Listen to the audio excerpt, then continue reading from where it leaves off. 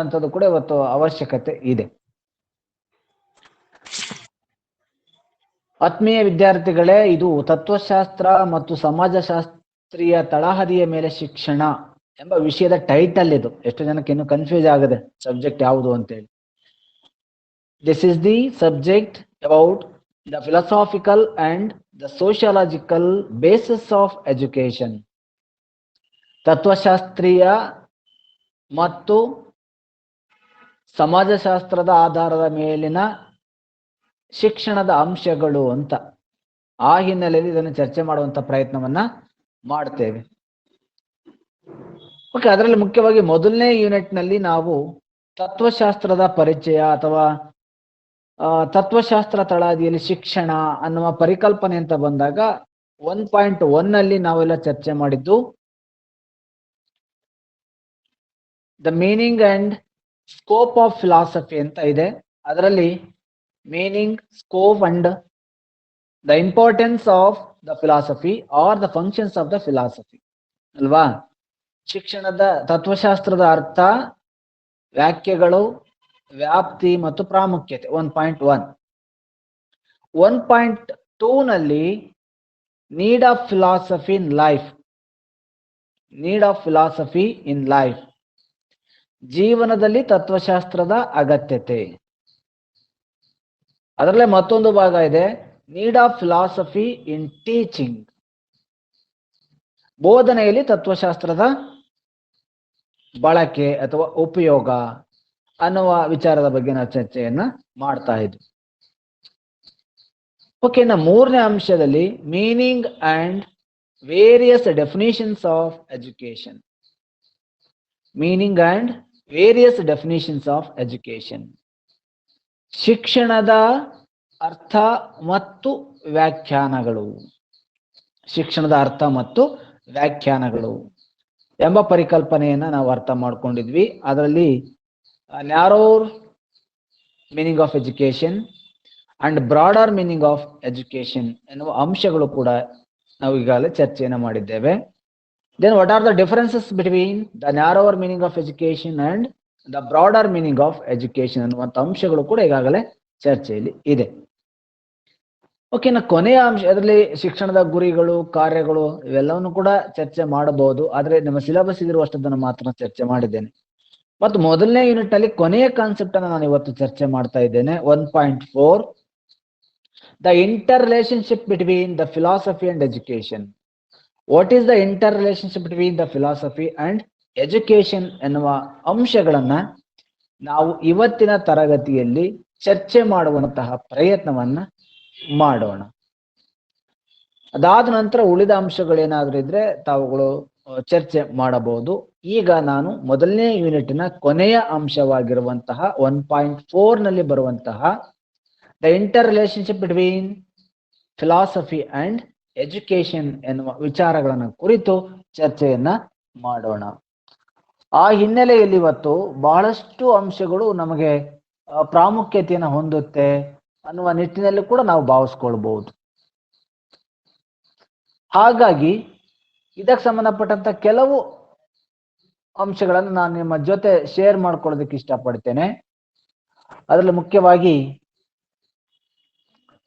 ಫಿಲಾಸಫಿಯ ಯಾವ ಅಂಶಗಳು ಕಾರಣ ಆಗುತ್ತೆ ಅನ್ನೋದ್ರ ಬಗ್ಗೆ ಚರ್ಚೆಯನ್ನ ಮಾಡೋಣ. ಓಕೆ, ನೀವು ಇದನ್ನ ಝೂಮ್ ಮಾಡ್ಕೊಳ್ಬಹುದು, ನಿಮಗೆ ಕಾಣುತ್ತೆ. ನೀವೇ ಅದನ್ನ ಝೂಮ್ ಮಾಡ್ಕೊಂಡ್ರೆ ನಿಮಗೆ ಕಾಣುತ್ತೆ. ನಿಮ್ಮ ಮೊಬೈಲ್ ನಲ್ಲಿ ನೀವು ಝೂಮ್ ಮಾಡ್ಕೊಂಡು ನೋಡ್ಬೋದು. ನಾನ್ ಝೂಮ್ ಮಾಡಿದ್ರೆ ಬ್ಲರ್ ಆಗ್ಬಿಡುತ್ತೆ. ಹಾಗಾಗಿ ನೀವು ಝೂಮ್ ಮಾಡ್ಕೊಂಡು ನೋಡಿ ಅಂತ ಹೇಳ್ತಾ ಇದನ್ನ ನಾನೀಗ ಸ್ಟಾರ್ಟ್ ಮಾಡ್ತಾ ಇದ್ದೇನೆ. Yes, it is the interrelations between the philosophy and education. ಹಾಗಾದ್ರೆ ಶಿಕ್ಷಣ ಮತ್ತು ತತ್ವಶಾಸ್ತ್ರಕ್ಕಿರುವಂತಹ ಸಂಬಂಧಗಳು ಏನು? ಸಾಮಾನ್ಯವಾಗಿ philosophy decides the aims and objectives of education. Here the main interrelation between the philosophy and education is in all the field of education. It may be the humanities or sciences or life sciences or any other technological issues. The philosophy will take the important role. or the philosophy will lead the important role regarding to the various educational aspects.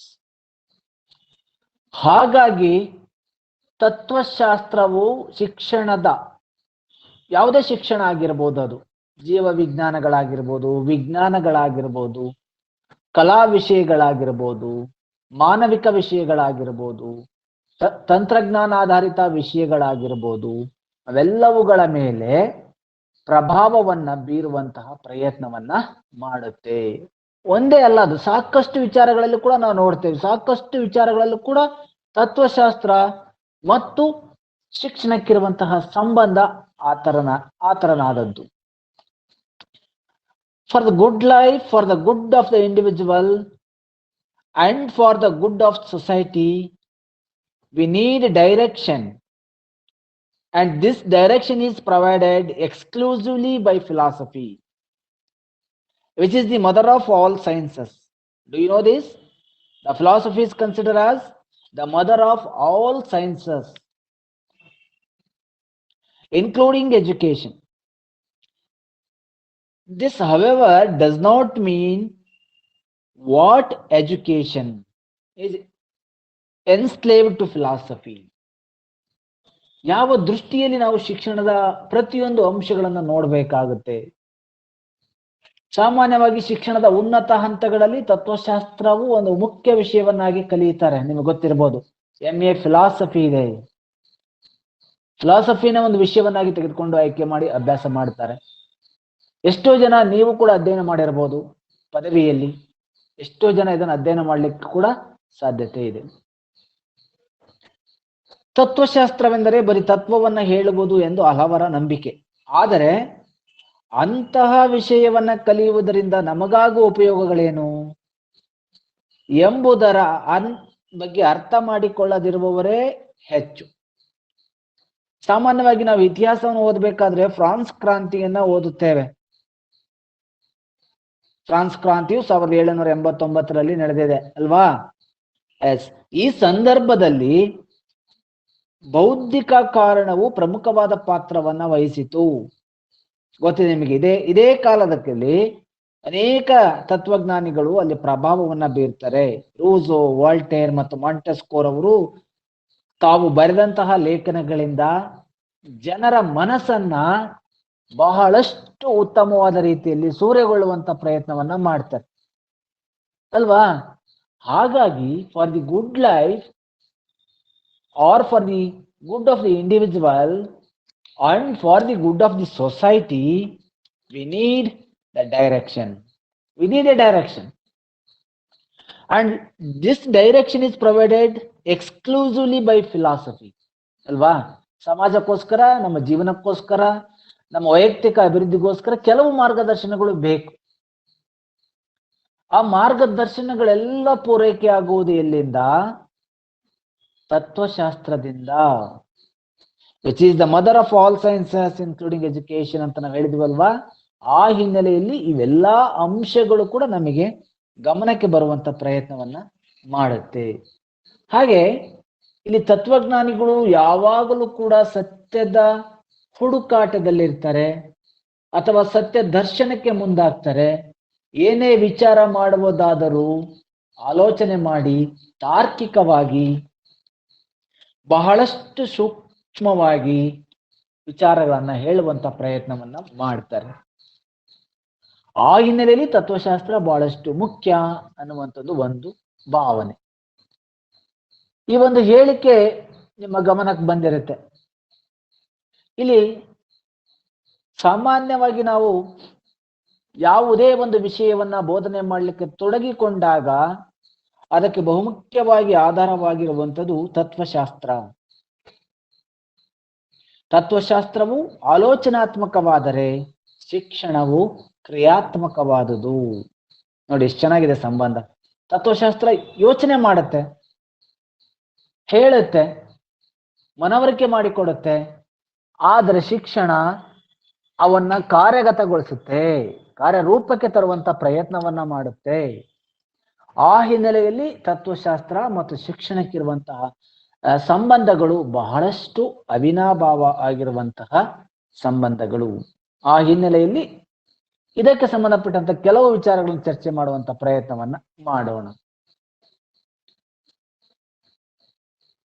Okay, ಆಗಲೇ ನಾನು ಹೇಳಿದ ಹಾಗೆ ಸಾಮಾನ್ಯವಾದ ದೃಷ್ಟಿಯಲ್ಲಿ ನೋಡೋದಾದ್ರೆ education and philosophy R the two sides of same coin.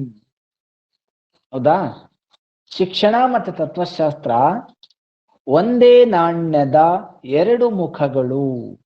ನೋಡಿ ಎಷ್ಟು ಚೆನ್ನಾಗಿ ಅದರ ಅರ್ಥವನ್ನ ಮತ್ತು ಅದರ ಹೋಲಿಕೆಯನ್ನ ನಾವು ನೋಡ್ಲಿಕ್ಕೆ ಸಾಧ್ಯತೆ ಇದೆ. Already you are all aware about that a coin has a two faces. One is thinking phase, another one is active phase. Education and philosophy just like a two sides of a single coin. ಯಾವ ರೀತಿ ಸಂಬಂಧ ಇದೆ ತತ್ವಶಾಸ್ತ್ರ ಮತ್ತು ಶಿಕ್ಷಣಕ್ಕೆ? ತತ್ವಶಾಸ್ತ್ರ ಮತ್ತು ಶಿಕ್ಷಣವು ಒಂದೇ ನಾಣ್ಯದ ಎರಡು ಮುಖಗಳು. ನೋಡಿ, ಒಂದು ನಾಣ್ಯದಲ್ಲಿ ಒಂದು ಮುಖ ಇಲ್ಲದ್ರೆ ಚಲಾವಣೆ ಇರೋದೇ ಇಲ್ಲ. There is no value of that coin. ಎರಡೂ ಕಡೆಯ ನಾಣ್ಯಗಳು, ಎರಡೂ ಫೇಸಸ್ ಚೆನ್ನಾಗಿದ್ರೆ ಮಾತ್ರ that coin has a value. The second thing is philosophy gives direction to education. Philosophy gives direction to education. ತತ್ವಶಾಸ್ತ್ರ ಶಿಕ್ಷಣಕ್ಕೆ ಮಾರ್ಗದರ್ಶನವನ್ನ ನೀಡುತ್ತದೆ. ಯಾವ ರೀತಿ ಮಾರ್ಗದರ್ಶನ ನೀಡುತ್ತೆ? What are the aims of education? What is the curriculum? What are the methods of teaching? What about the discipline? What is the role of the teacher in teaching? What is the role of students in learning? This way, the philosophy will guide to the education. Okay, ಶಿಕ್ಷಣದ ಗುರಿಗಳು ಯಾವುದಿರಬೇಕು? ಪಠ್ಯಕ್ರಮ ಯಾವುದಿರಬೇಕು? ಬೋಧನಾ ವಿಧಾನ ಯಾವುದಿರಬೇಕು? ಯಾವುದನ್ನು ಬಳಸಬೇಕು ಶಿಕ್ಷಕ? ಮತ್ತು ಕಲಿಕೆಯಲ್ಲಿ, ಬೋಧನೆಯಲ್ಲಿ ಶಿಕ್ಷಕನ ಪಾತ್ರ ಏನು? ವಿದ್ಯಾರ್ಥಿಗಳ ಪಾತ್ರ ಏನು? ಹೀಗೆ ಅನೇಕ ಅಂಶಗಳನ್ನ ಆಧಾರವಾಗಿ ಇಟ್ಟುಕೊಂಡು ಏನ್ ಮಾಡುತ್ತೆ ಫಿಲಾಸಫಿ ಶಿಕ್ಷಣಕ್ಕೆ ಮಾರ್ಗದರ್ಶನವನ್ನು ನೀಡುವಂತ ಪ್ರಯತ್ನ ಮಾಡುತ್ತೆ. Third one is education is the practical side of philosophy. Education is the practical side of philosophy. ನಾವು ನೋಡ್ತೀವಿ, ತತ್ವಶಾಸ್ತ್ರದ ಪ್ರಾಯೋಗಿಕ ಭಾಗವು ಶಿಕ್ಷಣವಾಗಿದೆ. ತತ್ವಶಾಸ್ತ್ರದ ಪ್ರಾಯೋಗಿಕ ಭಾಗವು ಶಿಕ್ಷಣವಾಗಿದೆ. ಎಸ್, ತತ್ವಶಾಸ್ತ್ರದ ಎಲ್ಲಾ ಅಂಶಗಳು ಪುಟ್ ಇನ್ ಟು ಆಕ್ಷನ್ ಆಗ್ಬೇಕಾದ್ರೆ we have to put into action the philosophical thoughts in our education system. ಯಾರು ನಾವು ರೋಸೋ ಚಿಂತನೆಗಳು ಹಾಗೆ ಅವನ ಹತ್ರ ಇದ್ದಿದ್ರೆ ಫ್ರಾನ್ಸ್ ಕ್ರಾಂತಿ ನಡೀತಿರ್ಲಿಲ್ಲ ಇವತ್ತು. ಹೌದು, ರೋಸೋ ಮಾಡಿದಂತ ಚಿಂತನೆಗಳು ಫಿಲಾಸಫಿ ಅಂತ ಅನ್ಕೊಂಡ್ರೆ ಕ್ರಾಂತಿ ಆಯ್ತಲ್ಲ ಫ್ರಾನ್ಸ್ ನಲ್ಲಿ. ಕ್ರಾಂತಿ because of the intellectual causes. That is the philosophy. ರೋಸೋನ ಅತ್ಯುತ್ತಮ ಯೋಚನೆಗಳು ಇವತ್ತು ಹೊರ ಜಗತ್ತಿಗೆ ಗೊತ್ತಾಗದಿದ್ದರೆ, ಬರಹ ರೂಪದಲ್ಲಿ ಪ್ರಕಟವಾಗದಿದ್ದರೆ, ಶಿಕ್ಷಣದ ರೂಪದಲ್ಲಿ ಪ್ರಸಾರವಾಗದಿದ್ದರೆ ಫ್ರಾನ್ಸ್ ಕ್ರಾಂತಿ ನಡೆಯುತ್ತಿರಲಿಲ್ಲ. ಹೌದಾ? That's why education is the practical side of the philosophy. Ambedkar ಅವರ ಚಿಂತನೆಗಳು ಹಾಗೆ ಅವ್ರ ಹತ್ರನೇ ಇದ್ದಿದ್ರೆ, ಪುಸ್ತಕದ ರೂಪದಲ್ಲಿ ಹೊರ ಬರದೇ ಇದ್ದಿದ್ರೆ, ಭಾರತದಂತಹ ಬೃಹತ್ ರಾಷ್ಟ್ರಕ್ಕೆ ಬೃಹತ್ ಸಂವಿಧಾನದ ರಚನೆಯೇ ಆಗುತ್ತಿರಲಿಲ್ಲ. ಯಾಕೆಂದ್ರೆ ಅಂಬೇಡ್ಕರ್ ಥಾಟ್ಸ್, ಚಿಂತನೆಗಳು ಅಂತ ನಾವು ಹೇಳಿದಾಗ that is related to philosophy. His contribution is the Indian Constitution. That is the educational aspect. That is the practical side of the philosophy. ಅರ್ಥ ಆಗ್ತದೆ ಅಲ್ವಾ? That's why all great philosophers are great educationists. All great philosophers are great educationists. ಅದಕ್ಕೋಸ್ಕರ ಎಲ್ಲಾ ಶಿಕ್ಷಣ ತಜ್ಞರಿದಾರಲ್ಲ, ದೊಡ್ಡ ದೊಡ್ಡ ಶಿಕ್ಷಣ ತಜ್ಞರು ಅವರೆಲ್ಲರೂ ಕೂಡ ದೊಡ್ಡ ತತ್ವಜ್ಞಾನಿಗಳೇ. A close analysis of the concept of education is given by various philosophers and educators will make clear that their views on education are based on their various concept of reality, of knowledge, of wisdom, and of values. The great philosophers of all times have also been great educators. Most of the educational movements were the expression of their philosophical beliefs. Views of great thinkers like Socrates, Plato, Aristotle, Comenius, John Locke, Rousseau, Froebel, John Dewey, H.G. Wells, Bertrand Russell, Aldous Huxley, Montessori, Mahatma Gandhiji, Rabindranath Tagore, these are all considered as the great philosophers. In recent times, this is fully illustrated in the case of Swami Dayananda, Swami Vivekananda, Sri Aravinda Ghosh, Dr. Radhakrishnan, etc. ಸಾಮಾನ್ಯವಾಗಿ ಇವತ್ತಿನ ದಿನಗಳಲ್ಲಿ ನೋಡ್ತೇವೆ. ಹಾಗಾಗಿ ಏನ್ ಹೇಳ್ತಾ ಇದ್ದಾರೆ, ಎಲ್ಲಾ ಶಿಕ್ಷಣ ತಜ್ಞರು ಕೂಡ ತತ್ವಜ್ಞಾನಿಗಳೇ.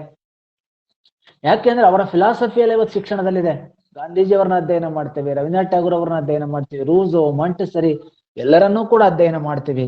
ಅಂದ್ರೆ ಇದರ ಅರ್ಥ ಅವರೆಲ್ಲ ಫಿಲಾಸಫಿನೂ ಕೂಡ ಇವತ್ತು ಶ್ರೇಷ್ಠ ಶಿಕ್ಷಣ ತಜ್ಞರಾಗಿದ್ದಾರೆ. All great philosophers are great educationist. ಎಲ್ಲಾ ದೊಡ್ಡ ತತ್ವಜ್ಞಾನಿಗಳೆಲ್ಲರೂ ಕೂಡ ದೊಡ್ಡ ದೊಡ್ಡ ಶಿಕ್ಷಣ ತಜ್ಞರೇ.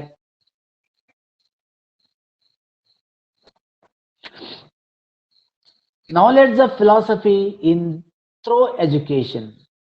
Knowledge of philosophy is through education. ಹಾಗಾಗಿ ಫಿಲಾಸಫಿ ಜ್ಞಾನ ನಿಮಗೆ ಸಿಗ್ಬೇಕು ಅಂದ್ರೆ ಓದ್ಬೇಕಂಡ್ರಿ. ಯಾವುದೋ ಒಂದು ಪುಸ್ತಕವನ್ನು ಓದಿದ್ರೆ ನಿಮಗೆ ಜ್ಞಾನ ಸಿಗುತ್ತೆ.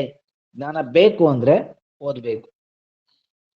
ಕುವೆಂಪುರವರ ಕಾದಂಬರಿನೋ ಅಥವಾ ಐನ್ಸ್ಟೀನ್ ಅವರ ಜೀವನ ಚರಿತ್ರೆಯೇನೋ ಅವೆಲ್ಲ ಫಿಲಾಸಫಿಯ ಭಾಗಗಳೇ. ಅವುಗಳನ್ನ ಅಧ್ಯಯನ ಮಾಡೋದ್ರ ಮುಖೇನ ನಾವು ಫಿಲಾಸಫರ್ ಆಗ್ತೀವಿ, ನಮಗೆ ಜ್ಞಾನ ಸಿಗುತ್ತೆ.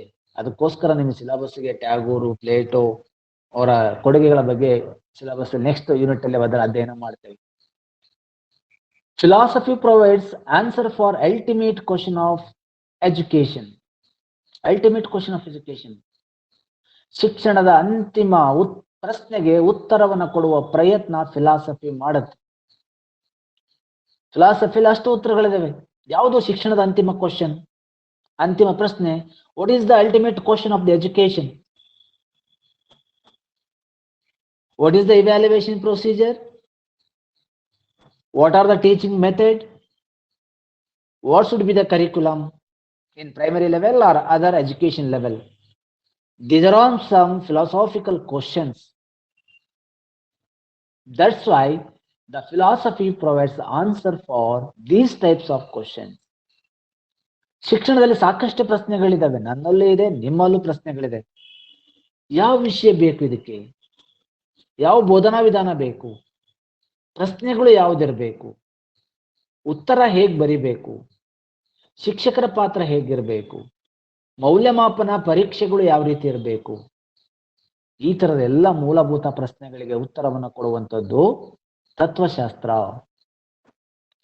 Philosophy is the theory of education in its most general phases. ಸಾಮಾನ್ಯವಾಗಿ ಅದರ ಆ ನಿರ್ದಿಷ್ಟ ಹಂತಗಳಲ್ಲಿ ಈ ತರದ ಅಂಶಗಳೇ ಇದೆ ಅನ್ನುವಂತ ಒಂದು ಭಾವನೆ. Education without philosophy would mean a failure. Education without a philosophy would mean a failure. ಶಿಕ್ಷಣವಿಲ್ಲದ ತತ್ವಶಾಸ್ತ್ರ ಅಥವಾ ತತ್ವಶಾಸ್ತ್ರವಿಲ್ಲದ ಶಿಕ್ಷಣ ವೈಫಲ್ಯತೆಯನ್ನ ಕಾಣುತ್ತೆ, ವಿಫಲವಾಗುತ್ತೆ. ಶಿಕ್ಷಣದಲ್ಲಿ ತತ್ವಶಾಸ್ತ್ರ ಇಲ್ಲದೆ ಹೋದ್ರೆ ಅಥವಾ ತತ್ವಶಾಸ್ತ್ರದಲ್ಲಿ ಶೈಕ್ಷಣಿಕ ಅಂಶಗಳು ಇಲ್ಲದೆ ಹೋದ್ರೆ ಎರಡೂ ಕೂಡ ಫೇಲ್ ಆಗುತ್ತೆ. ಎರಡೂ ಕೂಡ ಒಂದಕ್ಕೊಂದು ಸಂಬಂಧವನ್ನು ಹೊಂದಲಿಕ್ಕೆ ಸಾಧ್ಯತೆ ಇಲ್ಲ. True education is possible only through true philosophy.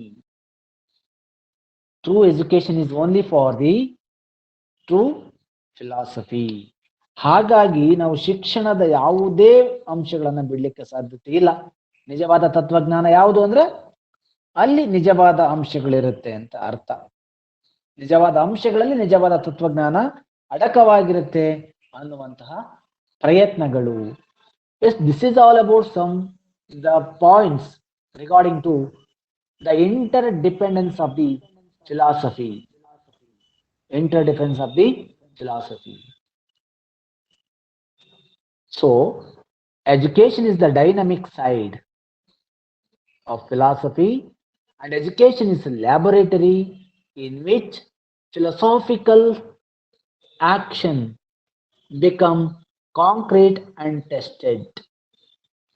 ಸಾಮಾನ್ಯವಾಗಿ ಅದಕ್ಕೋಸ್ಕರ ಏನ್ ಹೇಳ್ತಾರೆ, ತತ್ವಶಾಸ್ತ್ರವನ್ನ ಒಂದು ಡೈನಮಿಕ್ ಪೊಸಿಷನ್ ಅಲ್ಲಿ ನೋಡುವಂತ ಪ್ರಯತ್ನವನ್ನ ಮಾಡ್ತಾರೆ ಅಲ್ವಾ. ಆ ಹಿನ್ನೆಲೆಯಲ್ಲಿ ಅವುಗಳ ಅರ್ಥವನ್ನ ನೋಡುವಂತ ಪ್ರಯತ್ನವನ್ನು ಕೂಡ ನೋಡ್ಬೇಕು. ಓಕೆ, ಇವೆರಡಕ್ಕ ಸಂಬಂಧವನ್ನ ಗಟ್ಟಿಗೊಳಿಸ್ಲಿಕ್ಕೆ ಕೆಲವು ವ್ಯಾಖ್ಯೆಗಳಿದೆ, ಅವುಗಳನ್ನ ಗಮನಿಸೋಣ.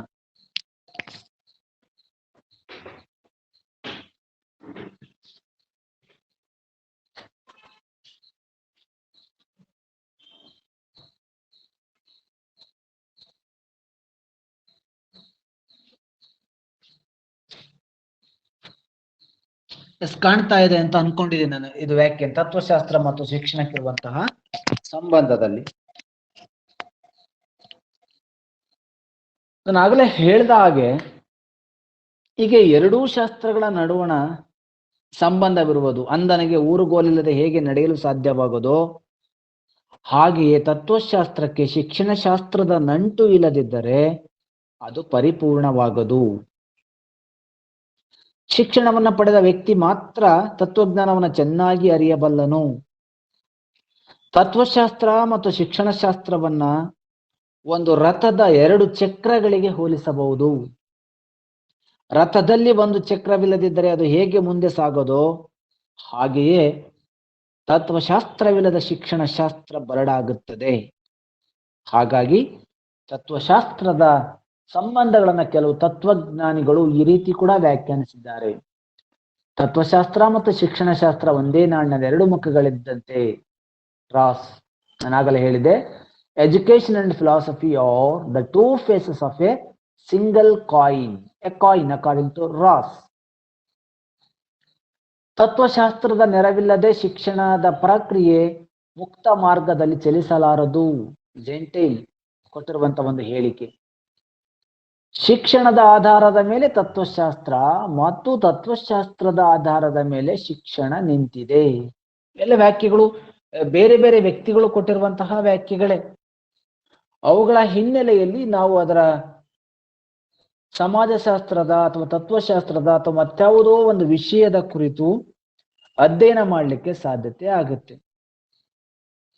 ಹಾಗಾಗಿ ಶಿಕ್ಷಣ ಮತ್ತು ತತ್ವಶಾಸ್ತ್ರಕ್ಕಿರುವಂತಹ ಅಂಶಗಳು ಇಷ್ಟು ಆಳವಾಗಿರುವಂತಹ ವಿಚಾರಗಳು.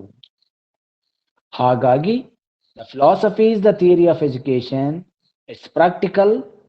Philosophy points out the way and education. ಸಾಮಾನ್ಯವಾಗಿ ಇವೆಲ್ಲ ಯಾವುದೇ ವಿಷಯಗಳನ್ನ ಮತ್ತೊಂದು ವಿಷಯದ ನೆರವಿಲ್ಲದೆ ವಿದ್ವತ್ಪೂರ್ಣವಾಗಿ ಬೋಧಿಸಲು ಸಾಧ್ಯವಿಲ್ಲ. ಆ ಹಿನ್ನೆಲೆಯಲ್ಲಿ ಇವೆಲ್ಲ ಚರ್ಚೆಯನ್ನ ನಾವು ಮಾಡಬೇಕು, ಇವೆಲ್ಲ ಚರ್ಚೆಯನ್ನ ಮಾಡಬೇಕಾಗುತ್ತೆ. ಹಾಗಾಗಿ ಇಲ್ಲಿ philosophy education would be blind effort, and without education philosophy would be cripple. Philosophy would be cripple. ಸಾಮಾನ್ಯವಾಗಿ ನಾವು ನೋಡೋದಾದ್ರೆ a constant mutual interaction goes on between the two. It is therefore said that without philosophy education would be a blind, and without education philosophy would be a cripple. ಸಾಮಾನ್ಯವಾಗಿ ಶಿಕ್ಷಣ ತತ್ವಶಾಸ್ತ್ರವಿಲ್ಲದ ಶಿಕ್ಷಣ ಕುರುಡನಂತಾಗುತ್ತದೆ, ಅಥವಾ ಶಿಕ್ಷಣವಿಲ್ಲದ ತತ್ವಶಾಸ್ತ್ರ ಹೆಳವನಂತಾಗುತ್ತದೆ ಅನ್ನುವಂಥ ಮಾತುಗಳನ್ನ ಬಳಕೆ ಮಾಡ್ತಾರೆ. ಅಂದ್ರೆ ಕುರುಡ, ನಡೆಯೋದಕ್ಕೆ ಕಾಣೋದಿಲ್ಲ, ಅಥವಾ ಈತ ನಡ್ಕೊಳ್ಳೋದಕ್ಕೆ ಹೋಗೋದಿಲ್ಲ, ನಡೆಯೋದಕ್ಕೆ ಸಾಧ್ಯ ಆಗಲ್ಲ ಅನ್ನುವಂಥದ್ದು. The chief means of testing the wisdom or policy of the philosophy is education, which has been described as the dynamic side of philosophy. That's why John Dewey said, philosophy is the theory of education in its most general phases. Its most general phases. When we define education as the modification of behavior, the direction in which modification is to carried out, it is determined by philosophy. It is determined by philosophy. Thus, the philosophy deals with the ends and education with the means. ಅದಕ್ಕೋಸ್ಕರ ಅವುಗಳ ನಿರ್ಧರಿಸುವಂತ ಅಂಶಗಳಲ್ಲಿ ಬಂದಾಗ ಇವೆಲ್ಲ ಅಂಶಗಳು ಕೂಡ ತಿಳಿಲಿಕ್ಕೆ ಸಾಧ್ಯತೆ ಆಗುತ್ತೆ. ಆ ದೃಷ್ಟಿಲಿ ಇವೆಲ್ಲ ಪ್ರಯತ್ನವನ್ನ ಮಾಡಬೇಕು. Okay, let us see another table here regarding to the relationship between the philosophy and education. ಒಂದ್ ಕಡೆ ತತ್ವಶಾಸ್ತ್ರ ಅಂತ ಇದೆ, ಒಂದ್ ಕಡೆ ಶಿಕ್ಷಣ ಅಂತ ಇದೆ. ಒಂದನೇ ಫಿಲಾಸಫಿಲಿ ನೋಡೋದಾದ್ರೆ, it tries to search the components of good life. ಏನ್ ಮಾಡುತ್ತೆ ತತ್ವಶಾಸ್ತ್ರ? ಜೀವನಕ್ಕಾಗಿ ಅವಶ್ಯಕ ಅಂಶಗಳನ್ನ ಕೊಡುತ್ತೆ. ಜೀವನಕ್ಕೋಸ್ಕರ ಅವಶ್ಯಕವಾಗಿರುವಂತಹ ಅಂಶಗಳನ್ನ ಕೊಡುತ್ತೆ. ಯಾವುದು? ತತ್ವಶಾಸ್ತ್ರದ ಮುಖ್ಯ ಅಂಶಗಳು. ಆ ಹಿನ್ನೆಲೆಯಲ್ಲಿ ಅವೆಲ್ಲವೂ ಕೂಡ ಬಹಳಷ್ಟು ಪ್ರಾಮುಖ್ಯತೆಯನ್ನೇ ಪಡೆದಿರುವಂಥದ್ದು. ಜೊತೆಯಲ್ಲಿ ಸಾಮಾನ್ಯವಾಗಿ ಎಜುಕೇಶನ್ ಏನ್ ಮಾಡುತ್ತೆ? It tries of find out ways of developing quality of life. Quality of life ನ ಬಗ್ಗೆ ಚಿಂತೆಯನ್ನ ಮಾಡುತ್ತೆ, ಚಿಂತನೆಯನ್ನ ಮಾಡುತ್ತೆ. ಹೇಗಿರಬೇಕು ಗುಣಾತ್ಮಕ ಜೀವನ, ಮಕ್ಕಳನ್ನ ಹೇಗೆ ಶಿಕ್ಷಿಸಬೇಕು ಎನ್ನುವ ನಿಟ್ಟಿನಲ್ಲಿ ಪ್ರಯತ್ನವನ್ನ ಮಾಡುತ್ತೆ. Second one is, it is theoretical and conceptual in its approach. ತತ್ವಶಾಸ್ತ್ರ ಅಂದ್ರೇನು? ಸೈದ್ಧಾಂತಿಕವಾದುದು. ತತ್ವಶಾಸ್ತ್ರವು ಸೈದ್ಧಾಂತಿಕವಾದುದು. ಶಿಕ್ಷಣ ಎರಡನೇ ಅಂಶದಲ್ಲಿ ಶಿಕ್ಷಣಕ್ಕೆ ಬಂದ್ರೆ, it is practised and applied in its approach. It is practised and approach. ಇದು ಪ್ರಾಯೋಗಿಕವಾದದ್ದು, ಸುಮ್ಮನೆ ಹೇಳಲಿಕ್ಕೆ ಸಾಧ್ಯತೆ ಆಗೋದಿಲ್ಲ. ಪ್ರಾಯೋಗಿಕವಾದಂತ ಅಂಶಗಳು. ಆ ಹಿನ್ನೆಲೆಯಲ್ಲಿ ಈ ಎಲ್ಲಾ ಪ್ರಯತ್ನಗಳನ್ನು ಕೂಡ ಮಾಡಬೇಕಾಗುತ್ತೆ. Third one, it is abstract in outlook. ಸಾಮಾನ್ಯವಾಗಿ ತತ್ವಶಾಸ್ತ್ರ ಕಾಣಲ್ಲ ಅಲ್ವಾ? ಅದು ನೋಡಕ್ ಸಾಧ್ಯತೆ ಇಲ್ಲ. ತತ್ವಶಾಸ್ತ್ರವನ್ನು ನೋಡ್ಲಿಕ್ಕೆ ಸಾಧ್ಯತೆ ಆಗೋದಿಲ್ಲ, ಕಾಣೋದಿಲ್ಲ ಅದು. ಆದ್ರೆ ಶಿಕ್ಷಣ ಕಾಂಕ್ರೀಟ್ ಇನ್ ಔಟ್ಲುಕ್. ಕಲ್ಸೋದ್ ಕಾಣಿಸುತ್ತೆ, ಪ್ರೊಸೆಸ್ ನಡೆಯೋದು ಕಾಣುತ್ತೆ ಅಲ್ವಾ? ಕಾಂಕ್ರೀಟ್ ಇನ್ ಔಟ್ಲುಕ್, ನೋಡೋದ್ರಲ್ಲಿ ಮೂರ್ತ ರೂಪದ್ದಾಗಿರುತ್ತೆ. ಮೂರ್ತ ರೂಪದ ಇರುವಂತ ಕ್ರಮ ಎಂದು ಕರೆಯುತ್ತೇವೆ. ನಾಲ್ಕನೇದು ಫಿಲಾಸಫಿಯಲ್ಲಿ, it determines aims and values of life. ಜೀವನದ ಗುರಿಗಳನ್ನ ಮತ್ತೆ ಮೌಲ್ಯಗಳನ್ನ ನಿರ್ಧಾರ ಮಾಡುತ್ತೆ ತತ್ವಶಾಸ್ತ್ರ. ಶಿಕ್ಷಣ ನಾಲ್ಕನೇದು, it achieves values of life. ಜೀವನದ ಮೌಲ್ಯಗಳನ್ನ ಸಾಧಿಸುತ್ತೆ. ಏನ್ ಅನ್ಕೊಂಡಿರ್ತೀವಿ, ಶಿಸ್ತು, ಸ್ವಾಭಿಮಾನ, ಸ್ವಯಂ ನಿರ್ಧಾರ, ಅದು ಸಾಧನೆ ಮಾಡ್ಲಿಕ್ಕೆ ಹೊರಡ್ತೇವೆ. Fifth one, it sets a framework of life. ಜೀವನದ ಗುರಿಗಳನ್ನ ನಿರ್ಧಾರ ಮಾಡುವಂತ ಪ್ರಯತ್ನವನ್ನ ಮಾಡುತ್ತೆ. It sets framework of life ಅಲ್ವಾ? ಜೀವನದ ಗುರಿಯನ್ನ ಒಂದು ಏನು ಚೌಕಟ್ಟು ಅಂತ ಹೇಳ್ತೀವಿ ನಾವು, ಜೀವನದ ಚೌಕಟ್ಟನ್ನ ನಿರ್ಧರಿಸಿಕೊಳ್ಳುವಂತ ಪ್ರಯತ್ನ ಮಾಡುತ್ತೆ. ಹಾಗಾದ್ರೆ ತತ್ವ ಶಿಕ್ಷಣ ಏನ್ ಮಾಡುತ್ತೆ? Consider there in practice the means. ಆ ಚೌಕಟ್ಟನ್ನ ತಲುಪುವಲ್ಲಿ ಸಾಧನೆಯತ್ತ ಕೊಂಡೊಯ್ಯುತ್ತೆ, ವ್ಯಕ್ತಿಯನ್ನ ಮಾರ್ಗವನ್ನ ತೋರಿಸುತ್ತೆ. Sixth one, describes desirable things by careful. ಅವಶ್ಯಕವಾಗಿರುವಂತಹ ವಸ್ತುಗಳನ್ನು ಎಚ್ಚರಿಕೆಯಿಂದ ಪೂರೈಸುತ್ತದೆ ತತ್ವಶಾಸ್ತ್ರ. It follows up thinking. ಅದನ್ನು ಯೋಚನೆ ಮಾಡುವಂತಹ ಪ್ರಯತ್ನವನ್ನ ಮಾಡಿಸುತ್ತೆ ತತ್ವಶಾಸ್ತ್ರ.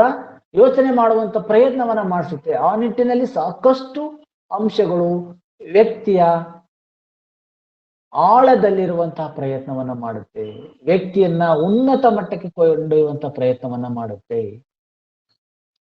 It sets the direction for education. Philosophy will set the direction for the education ಏನ್ ಮಾಡುತ್ತೆ? ಶಿಕ್ಷಣಕ್ಕೆ ಒಂದು ನಿರ್ದೇಶನವನ್ನ ಕೊಡುವಂತ ಪ್ರಯತ್ನವನ್ನ ಮಾಡುತ್ತೆ. It works on such direction. ಶಿಕ್ಷಣ ಏನ್ ಮಾಡುತ್ತೆ? ಆ ಮಾರ್ಗದ ನಿಟ್ಟಿನಲ್ಲಿ ಕೆಲಸವನ್ನ ಮಾಡುತ್ತೆ. ಆ ಮಾರ್ಗದ ನಿಟ್ಟಿನಲ್ಲಿ ಕೆಲಸವನ್ನ ಮಾಡುತ್ತೆ ಶಿಕ್ಷಣ. ಫಿಲಾಸಫಿಲಿ 8ನೇದು ನೋಡ್ತೇನೆ ನಾನು. It is theory. ಫಿಲಾಸಫಿ ಒಂದು ಸಿದ್ಧಾಂತವಾಗಿದೆ. ಆದರೆ ಶಿಕ್ಷಣ ಇಟ್ ಈಸ್ ಡೈನಮಿಕ್. ಇದು ಒಂದು ಪ್ರಾಯೋಗಿಕವಾದುದಾಗಿದೆ. ಪ್ರಾಯೋಗಿಕವಾದ ರೀತಿಯಲ್ಲಿ ವ್ಯಕ್ತಿಗೆ ವಿಷಯಗಳನ್ನು ತಿಳಿಸುವಂತ ಪ್ರಯತ್ನವನ್ನ ಮಾಡುತ್ತೆ. ಫಿಲಾಸಫಿಲಿ 9ನೇದು it is materials of education. It is materials of education. ಸಾಮಾನ್ಯವಾಗಿ ತತ್ವಶಾಸ್ತ್ರವು ಶಿಕ್ಷಣದ ಸಾಮಗ್ರಿಯೇ ಆಗಿದೆ. ಶಿಕ್ಷಣದ ಎಲ್ಲ ಸಾಮಗ್ರಿಗಳು, ಎಲ್ಲ ಪರಿಕರಗಳೇ ಆಗಿದೆ. ಶಿಕ್ಷಣ 9ನೇದು it is laboratory of philosophy. ಶಿಕ್ಷಣ ಅನ್ನುವಂಥದ್ದು ತತ್ವಶಾಸ್ತ್ರದ ಪ್ರಯೋಗಶಾಲೆ ಇದ್ದಂತೆ. ಶಿಕ್ಷಣ ಅಂದ್ರೆ ಶಾಲೆಗಳು, ಕಾಲೇಜುಗಳು, ವಿಶ್ವವಿದ್ಯಾನಿಲಯಗಳು, ಅಲ್ಲೆಲ್ಲ ಫಿಲಾಸಫಿ ಅಂದ್ರೆ ಎಲ್ಲಾ ವಿಷಯಗಳು ಫಿಲಾಸಫಿನೇ.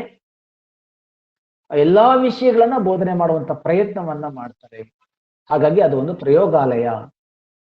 Last one is here philosophy is soul. ಆತ್ಮವಿದ್ದಂತೆ ಎಲ್ಲಿ ಬೇಕಾದ್ರೂ ಸಂಚರಿಸಬಹುದು. ಕಾಣಿಸುತ್ತಾ ಆತ್ಮ? ಇಲ್ಲ. But education is body. ಶಿಕ್ಷಣ ಅನ್ನುವಂಥದ್ದು ಒಂದು ಶರೀರವಿದ್ದಂತೆ ಅಲ್ವಾ? ಶರೀರವಾದ್ರೆ ನಾವೆಲ್ಲವೂ ಕೂಡ ಕಾಣ್ಲಿಕ್ಕೆ, ಎಲ್ಲ ಅಂಶಗಳು ಕೂಡ ಕಾಣ್ಲಿಕ್ಕೆ ಸಾಧ್ಯತೆ ಆಗುತ್ತೆ. ಆ ಹಿನ್ನೆಲೆಯಲ್ಲಿ ಇವೆಲ್ಲವನ್ನು ಕೂಡ ನಾವು ಚರ್ಚೆ ಮಾಡುವಂತಹ ಪ್ರಯತ್ನವನ್ನ ನಾವು ಮಾಡ್ತಾ ಇದ್ದೇವೆ. ಆ ಹಿನ್ನೆಲೆಯಲ್ಲಿ ಇವೆಲ್ಲ ಅಂಶಗಳು ಕೂಡ ಒಂದೇ. Yes, my dear students, this is all about the meaning and the concepts or the differences of the philosophy. These are some of the interrelationship of the philosophy. This is the one way of the explanation of the interrelationship between philosophy and education. ಇದು ಒಂದು ಮಾರ್ಗ, ಒಂದು ರೀತಿಯ ಮಾರ್ಗ ಇದೆ. ಶಿಕ್ಷಣ ಮತ್ತು ತತ್ವಶಾಸ್ತ್ರಕ್ಕಿರುವಂತಹ ಒಂದು ವಿಧವಾದ ಹಾದಿ, ಒಂದು ವಿಧವಾದ ಒಂದು ಮಾರ್ಗ. ಇಷ್ಟು ಅಂಶಗಳು ಏನ್ ತಿಳಿಸುತ್ತೆ ನಮಗೆ? ತತ್ವಶಾಸ್ತ್ರ ಮತ್ತು ಫಿಲಾಸಫಿಯ ಆಳವಾದ ಅಂಶಗಳನ್ನು ತಿಳಿಸುವಲ್ಲಿ ಇದು ನೆರವಾಗುತ್ತೆ.